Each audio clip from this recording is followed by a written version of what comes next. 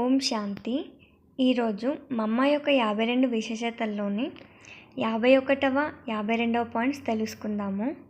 అందులోని 51వ పాయింట్, మమ్మ కుశల ప్రశాసకురాలిగా చిన్న వయసులోనే యజ్ఞ వ్యవహారం యొక్క బాధ్యతని సంభాళించడానికి నిమిత్తమయ్యారు మరియు అందరి హృదయాలను జయించేశారు.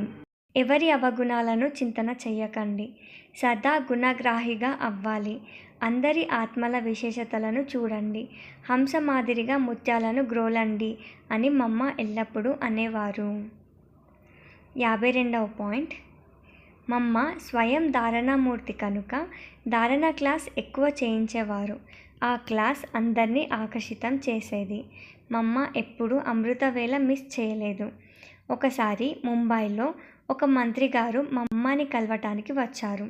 మంత్రిగారు వెళ్ళటానికి రాత్రి 12 అయింది. మరుసటి రోజు మమ్మ తన దినచర్య అనుసారంగా ఉదయం 2 గంటలకే లేచి కూర్చున్నారు.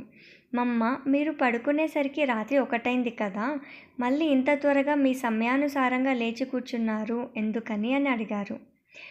మమ్మ ఇలా సమాధానం చెప్పారు, చూడు, ఆ మినిస్టర్ అపాయింట్మెంట్ కారణంగా నేను రాత్రి మేల్కొనగలిగినప్పుడు ఉదయం అమృతవేళ నా అపాయింట్మెంట్ నా ప్రియునితో ఉంది.